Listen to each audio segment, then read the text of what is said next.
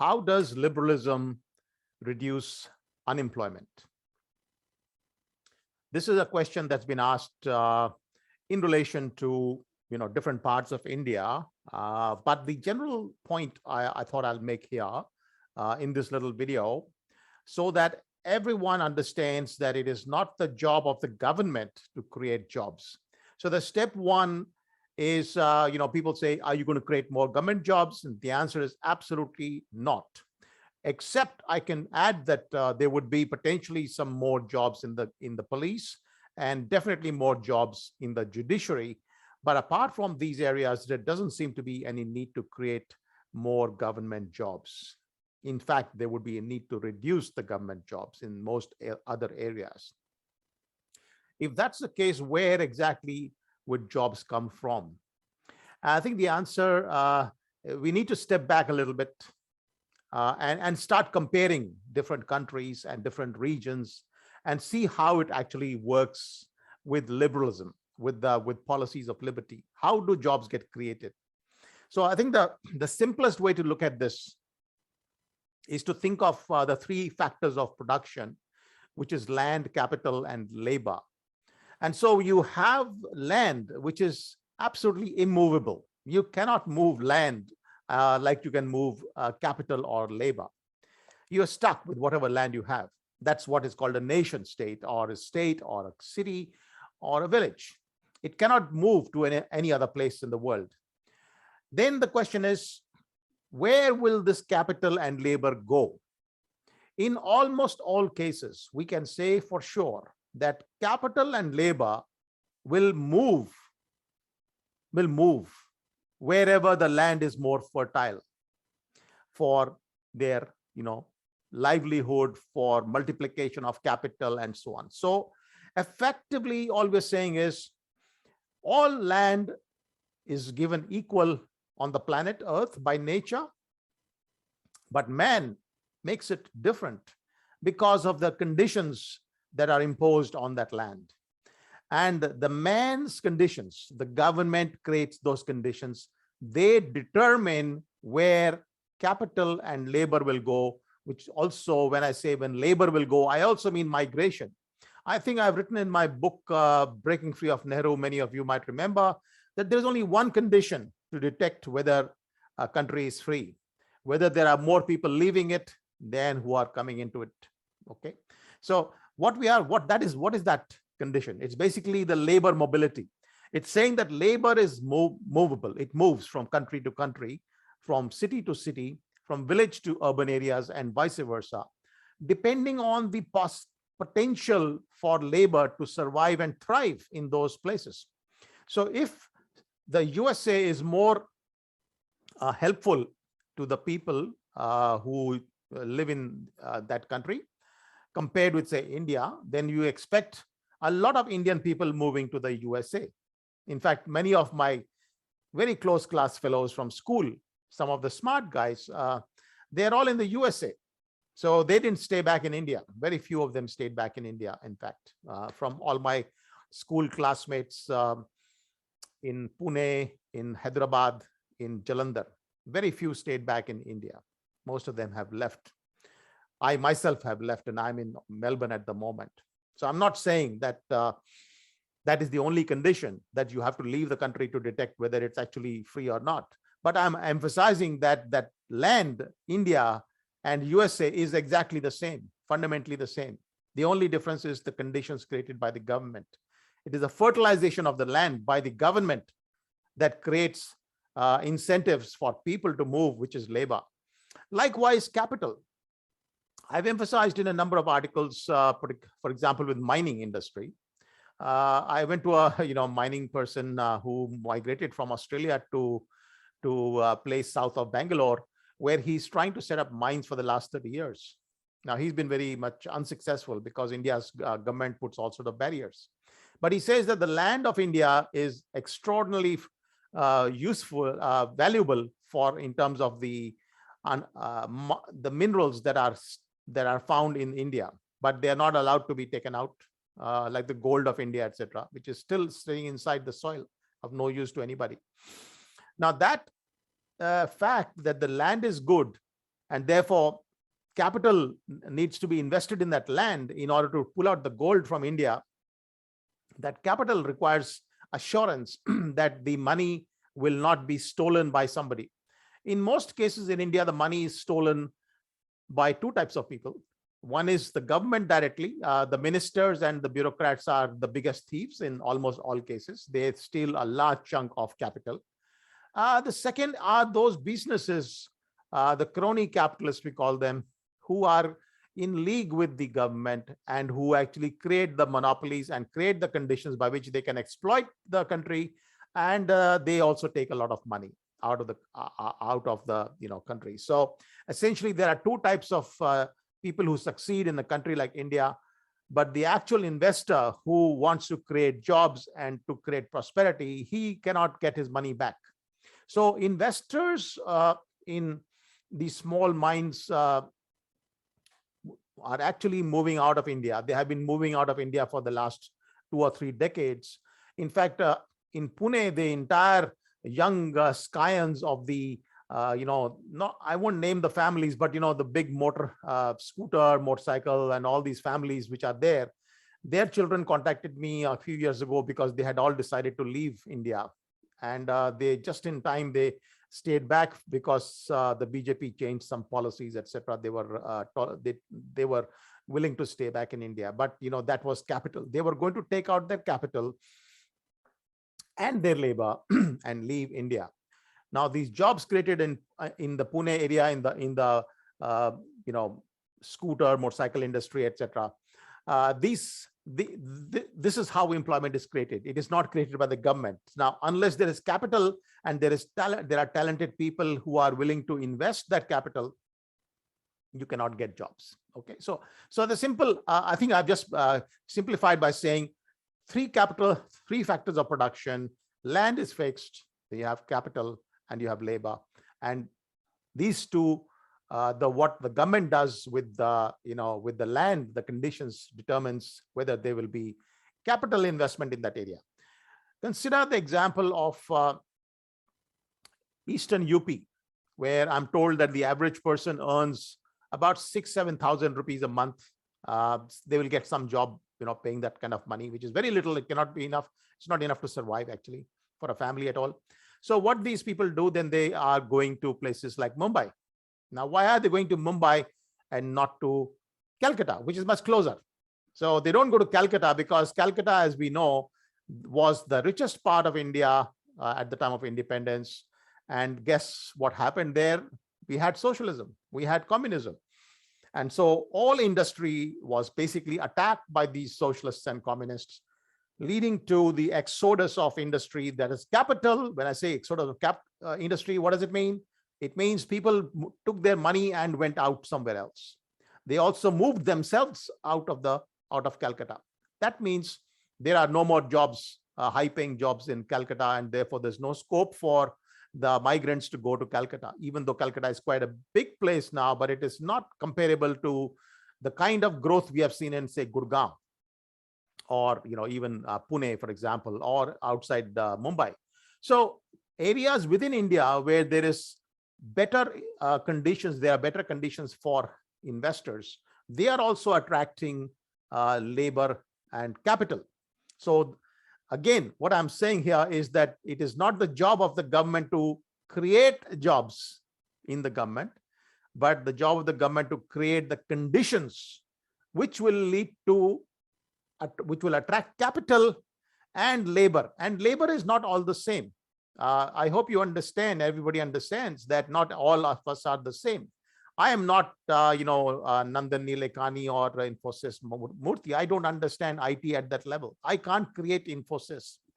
And likewise, people who are good in that particular field, they will create the business. So we're talking about industrialists, etc., who are highly specialized, knowledgeable, and that kind of labor is required to be mixed with capital.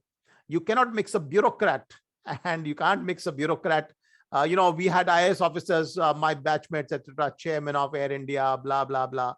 What are these guys going to do? They have no knowledge of the air industry. Why you make them chairman and CEO of these airlines, etc.? or hotels or whatever, the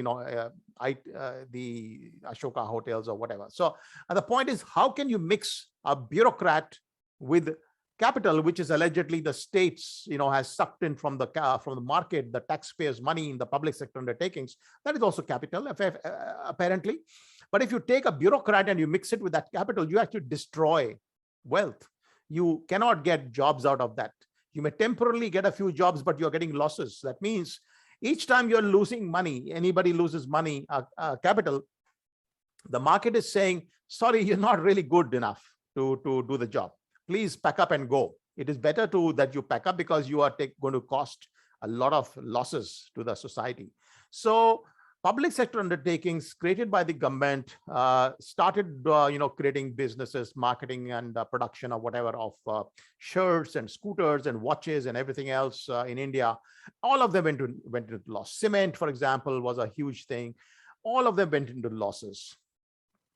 And when they went into losses, whose money was being squandered? It was the taxpayers' money. So the government was taking capital from the taxpayer and destroying it, because they were mixing it with ministers and bureaucrats. This is a very bad combination. Government should never do this kind of thing called doing business. Jahan ka raja ho vyapari, wahan ki praja ho bhikhari. This is a fundamental principle of governance known to the entire country of India for thousands of years. It is forgotten by Nehru, by Indira Gandhi, by even Manmohan Singh came later, etc. But they also did not really do the job of getting out of the public sector completely at all. So they forgot the idea that it is not the job of government to do business. It is the job of business to do business. And business, by the way, means you have to have capital and you have to have the talent to create industry and to create jobs. Now, this reminds me of another thing I was going to mention, the example of Japan and the example of Switzerland. We should keep this in mind, how these countries grew. Japan is a good example where the government decided long ago that the villages need to be developed rather than the cities, and the only way they could find, and that is the good way, was to pay the farmers much higher price for their rice than they would get in the open market. Now it's a subsidy, okay, and it's a direct subsidy which farmers used to get in Japan for many decades, and they still get a lot of subsidy. What that has done is it has created some wealth in the rural areas. And now Rajaji mentioned that it is very important that we don't destroy the big farmers. The big farmers are the ones who will create industry, agro industry and other things, because they are good at those things. They understand that. Now, what did India do? What did Nehru do? They destroyed the big farmers. Okay. So they destroyed capital, and they also drove those people away from villages into the cities, because they said these are bad guys. The big farmers are bad. Well, if they are bad, then they're not wanted. They just do other things. They leave the country. So the net result was that we needed these middle-sized and big farmers to start businesses, which is what happened in Japan. All over Japan, you found farmers started the small industry, and that small industry slowly became medium industry and became big. Now, that is how you grow. You do not grow jobs by magic, by the government creating some job somewhere. No, you create it organically, incrementally. Today, you allow more capital accumulation in the rural areas. You allow farmers to become rich. Within 10 years, they will start setting up industry. Within 20 years, they will set up big industry. And within 30 years, there'll be big cities out there. So when we take the example of special economic zones in China, what was the special economic zone? Please pay attention to this, because the economic zone was not some magic pudding. All that the Chinese government said is that in this place, the rules that apply in China do not apply here. That means you are free to invest and you are free to import and free to export. Well, all I'm saying, and what liberalism says, is you make the whole country a special economic zone. Let anybody set up a business anywhere and let them export and import. Now, that is the fundamental point. The government's job. And when you're setting up a business, what do you need? If I have capital, I don't have any, but if I have capital, let us say I had 10 crore rupees to invest. Will I invest in a place where there is dacoity happening on a daily basis? There's no law and order. The system of police is completely broken. The system of justice does not work. It takes 30 years to get justice. I'm giving example of India. Why will I, as a, am I a madman who will take my hard-earned money and put it in a country where, in a place or in a state where I will be attacked, where it will be, the money will be stolen by the government, the police, the crooks. So what is exactly required for somebody to invest? All they need is the assurance of security and justice. That is the job of the government. So no matter how you look at it, we have been emphasizing this, I've been writing about this, and it's well known and understood that the core function of the government, the first order function of the government, is security and justice. And when these are missing, then nothing else can happen. In addition to these two conditions, requirements of the government, there is another very important one, which is infrastructure. In a country like India, where today I can assure you that vast amounts of money, anywhere from 40% to 50% of the money that is allocated, is stolen directly by the ministers and bureaucrats. Any money that is sent for roads, for irrigation, for electricity, and so on. So that is another huge issue. The theft by the government of public money meant for infrastructure. So you don't want the government to do the infrastructure. Let us be very clear. The government is not supposed to do infrastructure. It is supposed to use modern incentive, regulation, and management, public management, to create incentives for the private sector to take up the role of building, managing, owning, if required after some time, and a long-term lease, 99 years, etc. You can think of so many models by which the private sector will have the incentive.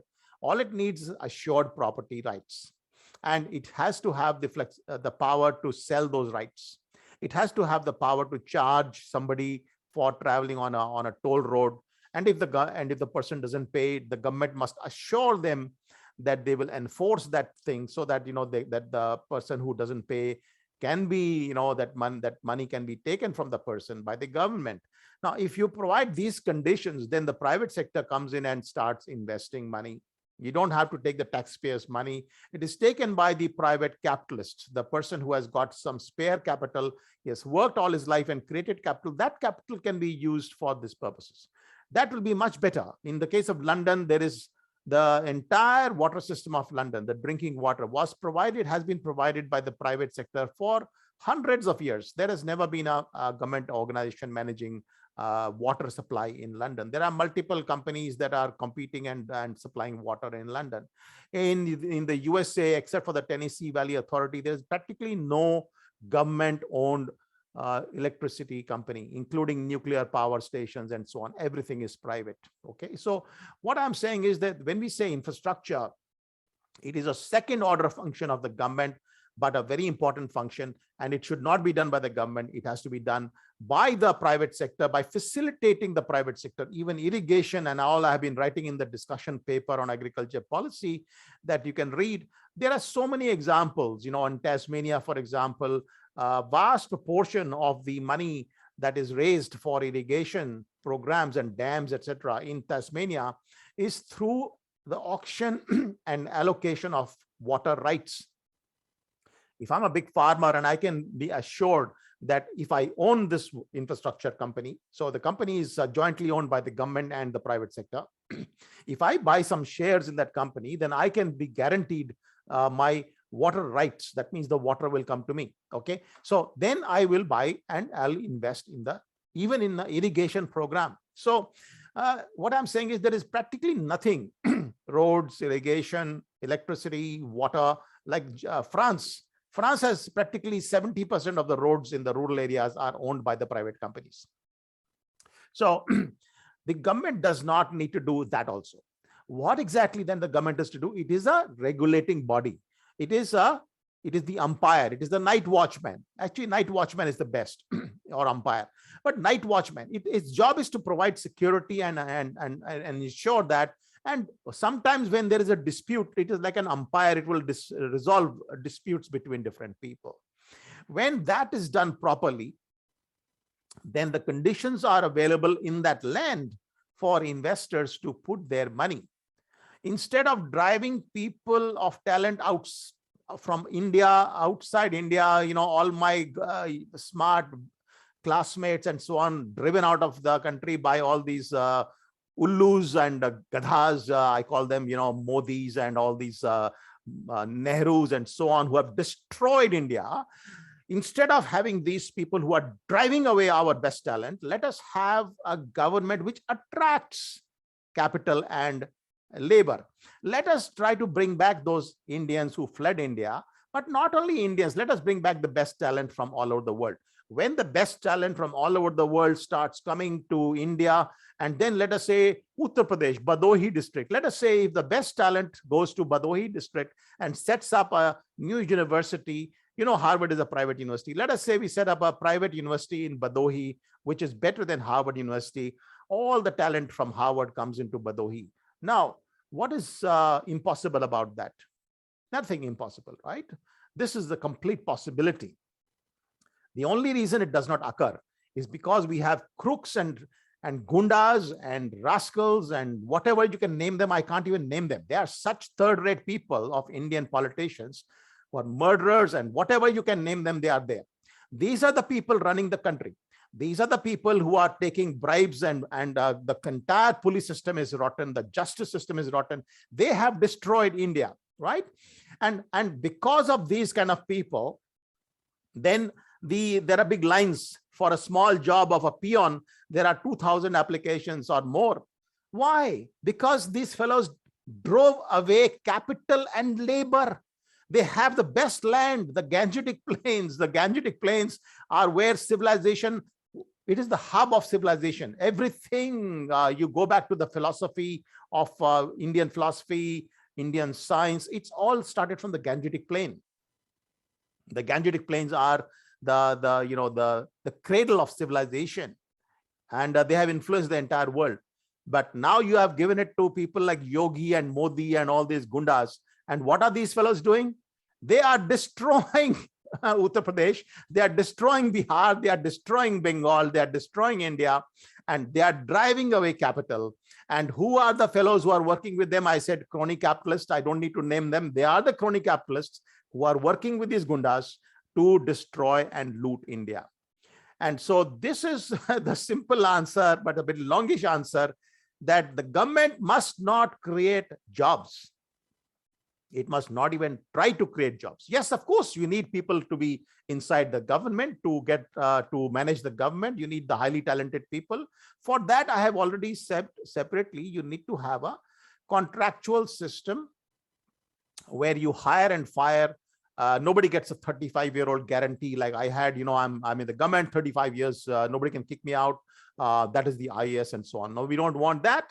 We want a system of accountable governance and so on. So there's a requirement for people, good people in the government. I'm not saying government should not have good people or jobs, but I'm saying the government's role is not to create jobs. The government's role is to create the conditions for attracting capital and labor. Let us therefore try to understand what I'm saying here. And if anybody can understand this message, the whole country of India will reform in 5 minutes, because you will understand and then you will explain, and you will drive away the gundas who are running the country, and you will bring back the capital which has been driven out of India. Bengal will bring back all those capital that was driven out. The big farmers will come back. The ceiling, land ceiling will go, so that the more productive farmers can become rich. They will then start the industry.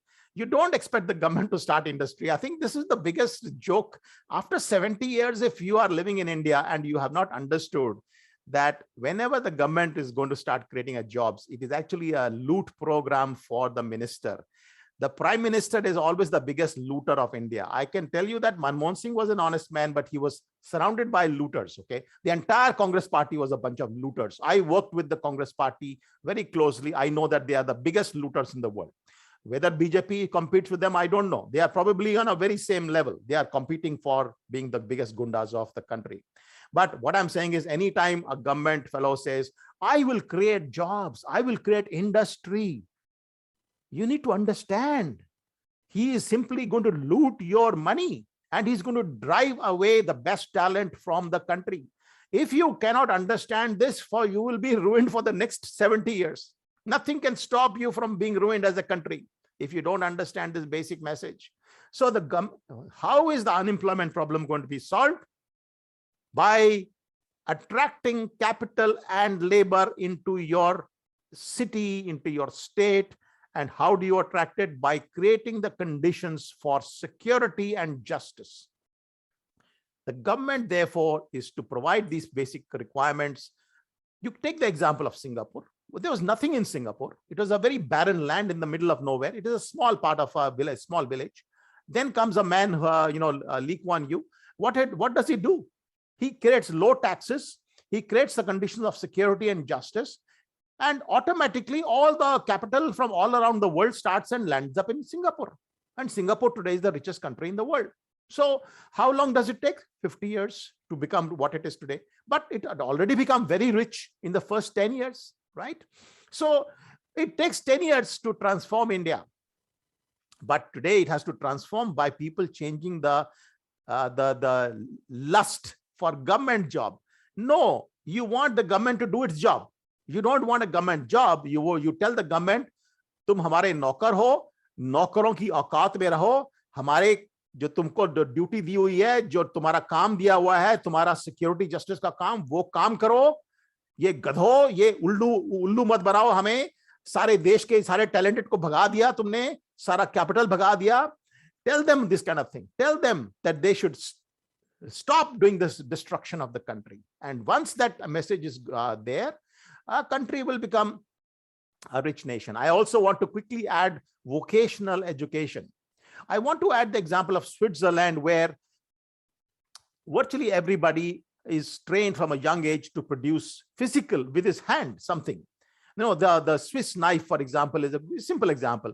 But the quality of the products produced in Switzerland, the small country, is so high that they have the world's highest standard of living. Why? Because everybody can produce something of high quality.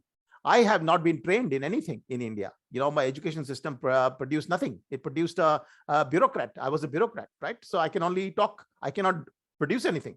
But in Switzerland, everybody can produce something. And that is the point about vocational education. Vocational education, high quality plumbers, high quality electricians, high quality, sub-engineers or whatever. Everywhere we need technicians who produce things for the country and who build for the country. These are highly paid jobs all over the world, except in India, because nobody wants to build. Nobody wants to have a good plumber. Nobody wants to have a good building. They can't afford it also.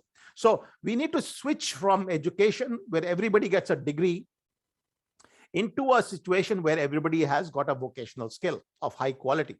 This is another thing that only the private sector does. By the way, in Switzerland, this entire thing is not done by the government. It is actually a link between the educational institutions and the private sector that creates the talent and that creates the apprenticeship to create high quality workers who produce the world's best quality stuff.